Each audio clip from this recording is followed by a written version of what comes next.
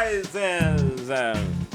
Make that movie again. Hollywood just cannot help itself. So a franchise is when a bunch of movies are essentially about the same intellectual property and subject matter. And these movies, no matter what you want to call them, they're all just sequels. But for clarity's sake, today we're going to call them follow-ups. So a follow-up is any movie that is made after a creator has completed their single body of work within a franchise. Just anything that comes after the first movie, basically. And like I said, they're all just sequels, but we're gonna go down a list of the different labels that they give these things. So here's the many ridiculous ways in which a movie can be followed up. Just a sequel! Back to the Future, Part 2. No funny business. Even with all the time travel and revisiting scenes from the original film, it's just clean and simple. Back to the Future was about Doc and Marty dealing with time travel. Back to the Future 2 is about Doc and Marty dealing with time travel, but it's what happened next. All these different ways to follow up movies, but in the purest form, it's just when the characters are revisited in a story that takes place after the previous movie. You got part 1, part 2, part 3, sequel. Prequel! Oh my god, prequels! Now, prequel is a term that is almost synonymous with a specific set of films from the Star Wars franchise. Star Wars, The Phantom Menace. So you got Return of the Jedi, 1983. Darth Vader works his shit out, the Empire falls, and then 2 decades later, you got Baby Vader and Little Kenobi in their origin stories. This is what I call the Muppet Baby Syndrome. You got some characters, what were they doing when they were babies? Now we're gonna find out. Prequels kind of tend to happen when there's a popular enough IP, but the characters have already died or finished their arc, and there's nowhere interesting left for them to go. Legacy sequels! So Terminator 2 Judgment Day is one of the coolest sci-fi movies ever made, and after 3 failures over the span of 12 years, failing to recapture the fans, you get Dark Fate. You just trudge up an aging actor and say, hey kids, we're gonna do it right this time, and you make a sequel to a movie nearly 30 years after the fact. This is usually the result of a resurgence in interest by the fan base, but it can also just be a desperate cash grab. There's really nothing else to say about a legacy sequel. It's just when you make a sequel, but people are way older now and there haven't been any movies in the meantime. Spin-off! Hey, take it, okay, let's talk about the spin-off! Okay, so maybe a lot of you may not know this, but a movie called Jesus Rolls actually exists. It shouldn't, but there it is. The pederast from The Big Lebowski got his own movie. That's it. That's a spin-off. And this is just a recent example because there's almost no good examples, even though this should be a really simple concept to make successful. Just take a popular character from a decent movie and give them their own movie. But somehow, it is always a disaster, especially if you decide to make a movie based on the pederast from The Big Lebowski. There's occasionally something like Lion King 1.5 that people call a sidequill, but it's really just a spinoff, but it takes place at the same time as some other movie. What? You know what a remake is! Yes, remakes. They still count as being part of a single franchise. And you really can't throw a rock without hitting one, so let's just pick, I don't know, King Kong. Just take the same story we've already seen in another movie and do it again. You either update the time period, like they did in the 70s, or you update the visual effects, like they did in the 70s, and then Peter Jackson did it too. And then if you're feeling very ambitious, you try to make your version way more deep than the original. Reimagining! It's imagination time! A reimagining. This is just the idiot cousin of the standard remake. The Fly in 1986 is considered one of the great remakes of all time, but part of that is because it's technically a reimagining. None of the settings, themes, rules, relationships, or even the characters are carried over from the 1958 movie. My sister-in-law just phoned that she'd killed her husband, my brother Andre. I think you're making a mistake. I think you really want to talk to me.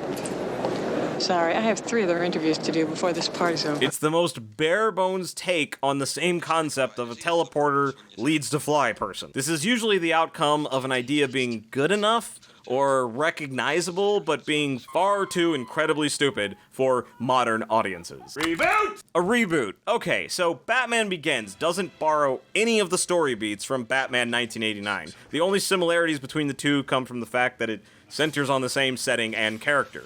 But it's just taking a popular franchise and starting over with a totally new storyline. Yes, it's about Batman beginning in both stories, but other than that, they have nothing in common. It's just a complete reset on the whole thing. Soft reboot. Star Trek 2009 is a reboot. It's not even a sequel in the strict term, but it wants to make you think that it is. It's a prequel that wants to ignore all the rules and storylines of its predecessor, but it kicks off with an aging Leonard Nimoy as Spock, picking up right where we left him in the Next Generation TV series, throws in a little time travel plot, and wipes out an entire planet. Basically, when you want to do a full-blown reboot, but you want the fans to feel like the story is still going, maybe use some time travel, but really all you gotta do is keep some of the old characters around to revisit occasionally, and focus on newer, younger versions, either literally or figuratively, of the original characters. And an honorable mention to the homage. These do exist outside of the franchise, but they share 2 very important components with the follow-up that I'm gonna get to in a minute. Spaceballs is a parody of Star Wars. Columbiana feels like a spiritual sequel to The Professional.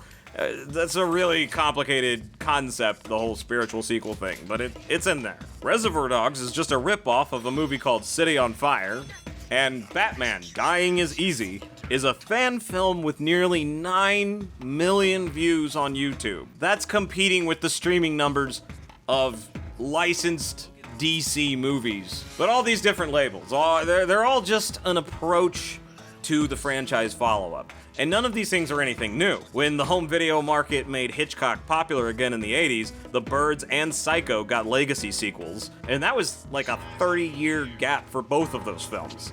Alice's Adventures in Wonderland was adapted to film 15 times before Walt Disney made his version in 1951. And these are just the broadest examples of an approach to the follow-up. There's so many weird and stupid or occasionally creative ways that Hollywood has managed to continue a franchise. But no matter how egregious and unprecedented it may seem, they've really been doing these same things since the beginning. Because Hollywood never learns. Like a trilogy. Rounding out a story in 3 films seems clean and simple, and it's reasonable with the classic idea of a 3-act play. And there are examples going back to the silent era. Bab's Diary, Bab's Burglar, and Bab's Matinee Idol is a trilogy of films released back in 1917, all with the same actors, writers, directors. I mean, that's more planning and consistency than you get with some trilogies even today. And some trilogies aren't even trilogies. It's like a floating trilogy. So Star Wars hasn't been a trilogy since the first prequel released in 1999, but it's still thought of as a trilogy because the intention of the filmmakers and the timing and the feel of those original 3 films. But it's just 3 movies in a set of 9 or 12 or 20, depending on how you want to look at it. Star Trek: The Wrath of Khan, Search for Spock, and Voyage Home all have a singular arc across those 3 films, and they take place back to back, making it a trilogy in spirit, even though these are part 2 and 3 out of like 14 films or whatever. And some trilogies are just 3 movies, but they're faking it. It's not really a trilogy. It's actually a trilogy. This is when something like Back to the Future is so successful that part 2 and 3 are made at the same time, and it immediately creates the illusion of a trilogy. But just like with Star Wars, Pirates of the Caribbean, and The Matrix, you can see that not only a serious leap in the budget was made to the second and third parts of the trilogy, there is also less of a 3-movie story arc and more of a 2-movie story arc. All those trilogies were actually made as a trilogy. 1 movie was successful, and then 2 movies were made at the same time. Doc Brown mentioning the Old West. My only regret is that I'll never get a chance to visit my favorite historical era, the Old West. Emmett Brown at your service, Miss. Marty's response to being called a chicken. What's wrong, McFly? Chicken? said that? Stand, you gutless yellow pie slinger! He's an asshole. Davy Jones and Tia Dalma's love story. No. I heard it was the sea he fell in love with. Same story, different versions, and all are true. Would you love me if I was anything but what I am? Yoda's training with Luke. There you will learn from Yoda, the Jedi Master who instructed me. No more training do you require. Already know you. That's what you need. Luke's connection to Vader. I am your father.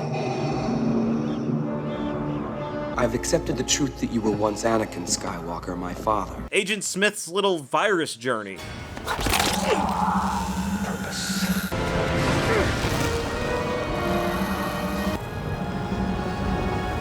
And half the characters in The Matrix 2 and 3. These are all story elements introduced in the second and then paid off in the third. I mean, I give them credit. They really make them feel like trilogies. But these are all a movie and then a two-part story. I got a lot to say about that, but there's even weirder, smaller things that happen with the follow-ups. The prologue cleanup. I hate this thing. If the status quo for your characters was completely changed by the end of the previous film, just wipe all that out within the first 15 minutes of your sequel. Han Solo has been frozen in carbonite. He gets freed and gotta kill Jabba the Hutt right after he's introduced. Now get back to Luke's story. Men in Black ends with Agent J training a new recruit and Agent K living happily with his long-lost love. But then in the sequel, K gets a divorce and J couldn't hold on to any of his new partners. It just sets the status quo back to the way it was before the end of the previous film. It's insulting to the previous film to just undo its ending for the sake of moving on. Especially like in Men in Black when the ending was an emotional point of the film. But nobody scrubs an ending and carries on like the horror movie franchises. Nearly every entry in the Friday the 13th series just makes up some BS reasons that Jason is alive after being very thoroughly killed the last time we saw him.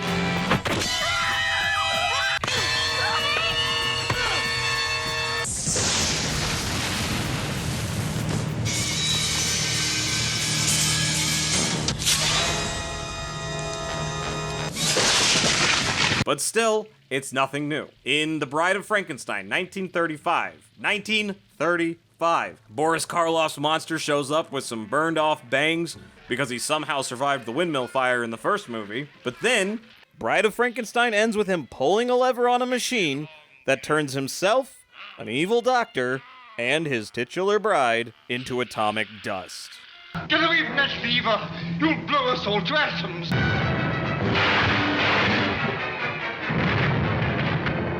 But then he's just... Okay, so then he's just... But then he's just...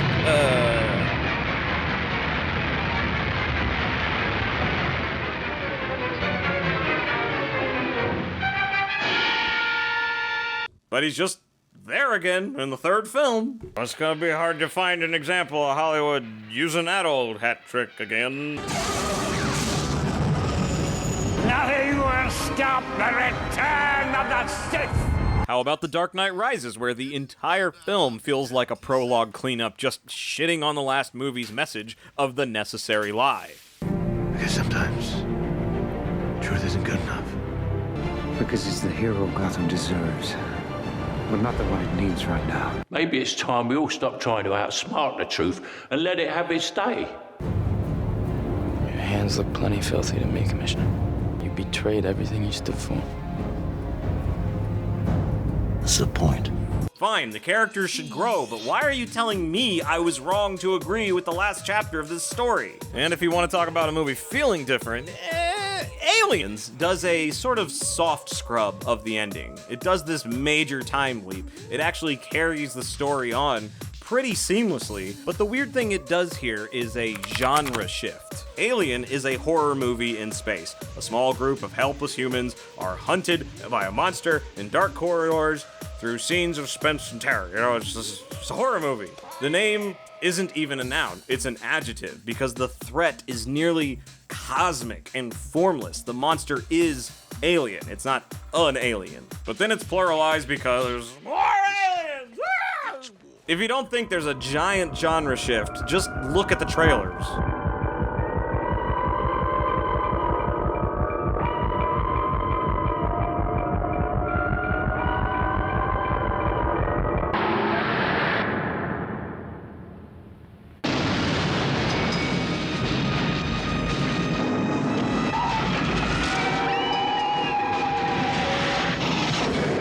Aliens.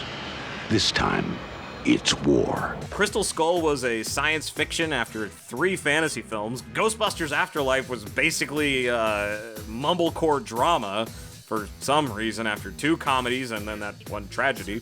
The genre shift isn't always a bad thing. We do get good movies out of it, but it does seem to destabilize the franchise enough so that anything after it is fair game. Because once James Cameron made Terminator into an action franchise, the next movie was a straight action comedy, which I have talked a lot about on this channel already. Batman Forever introduced a little more camp into the series, so the next one was just a cartoony mess. Bride of Chucky had such a different feel from the previous 3 movies that the next movie was practically a parody of its own franchise. The genre shift is just, it's playing with fire, that's all I'm trying to say. And maybe you don't scrub the ending, you don't even do a soft scrub, you don't even do a big leap into a new genre.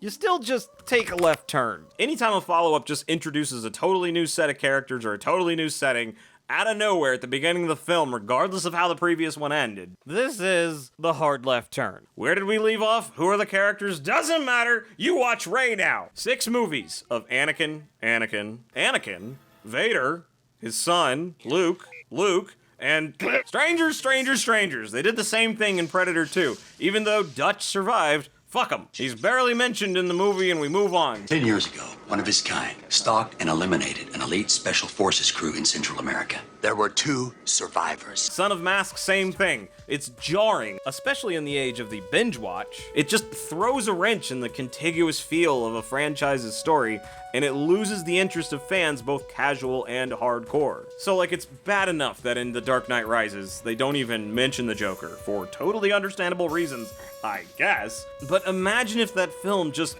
picked up with, like, Nightwing as the main character and Batman is offhandedly mentioned just to wave away the last movie. They can get away with that in a franchise like Nightmare on Elm Street to just get rid of the protagonist because the main villain is the draw of those films. But it's still just off-putting storytelling to drop your protagonist midstream in a larger story and expect the audience to just like these new people. On the opposite end of the spectrum is the retread. You got a good thing going with the first movie, just do it again.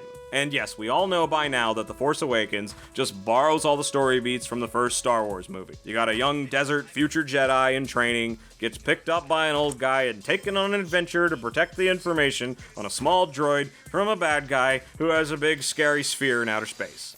Yeah, that's the basics of a retread. But usually it's done without even changing the characters. Home Alone 2 takes our main character from being stuck in a house to the largest city in the country, and it still manages to have all of the same story beats. Scary, kindly old person, living it up on his own, a bunch of wacky traps in the third act, reunited with the family. Okay. This actually brings to mind Jason Takes Manhattan, Predator 2, Gremlins 2, and I guess Babe Pig in the City? I don't know. They just said, hey, we did that movie, let's do it in the city now. But it's all still the same story beats over and over again. Even Ghostbusters 2, they're all just poor schlubs with no credibility after saving the city from a giant marshmallow monster. And then you get a totally new threat, but Dana Barrett is still coincidentally at the center of the ghost story. Gizmo gets water on him, the Predator kills everyone, and then the main character kills the Predator. It's safe, but it's lazy, and today's internet-informed audience is, or should be, too hip to be fooled by the old retread. So if a retread is bad, then different is good. Sorry, nope. I like to call this one Fingerprints.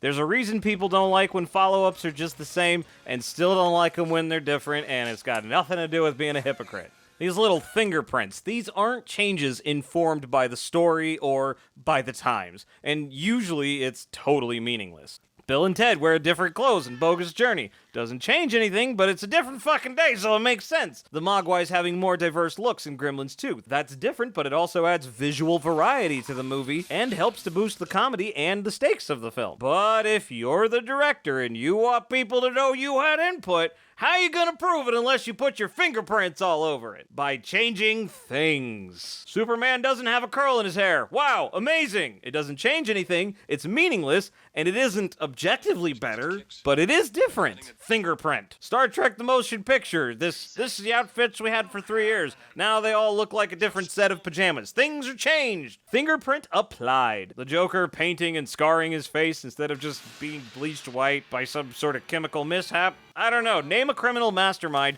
who actually did this to his face, and I'll admit it's more realistic. But since it ain't, no. It's not better. It's just different. It might seem less wacky and childish at first, but it's not. Nearly everything about the Super Mario Bros. Movie disaster of 1993 was different from and just as bizarre as the video game it was based on. It's not better, it's just different. Congratulations, directors and producers of the world. You put your stupid fingerprint on the franchise and made the fans scratch their heads and ask themselves, why? And this goes for you too. Answer the call, Lady Ghostbusters. Why? This is the only question anyone needed to ask, was why? It's not better, it's just different. Oh, and while we're on the subject, bigger isn't creative. It isn't better, it's not even that different. I'm looking at you, Bat Tumbler, Godzilla, and the Teenage Mutant Ninja Monsters. And I got another thing to say about Trilogies, which is that this is one. I made a video, this is the follow-up, and then I made it at the same time as the third because this is going so long. So, here's an important message from Annie Wilkes to take us out. My favorite was Rocket Man, and once it was a no-brakes chapter. And the bad guys stuck him in a car on a mountain road, knocked him out, and welded the door shut, and tore out the brakes, and started him to his death. And he woke up and tried to steer and tried to get out, but the car went off a cliff before he could escape. And it crashed and burned, and I was so upset and excited. And the next week, you better believe I was first in line. And they always start with the end of the last week. And there was Rocket Man trying to get out. And here comes the cliff. And just before the car went off the cliff, he jumped free. And all the kids cheered. But I didn't cheer. I stood right up and started shouting, "This isn't what happened last week. Have you all got amnesia? They just cheated us. This isn't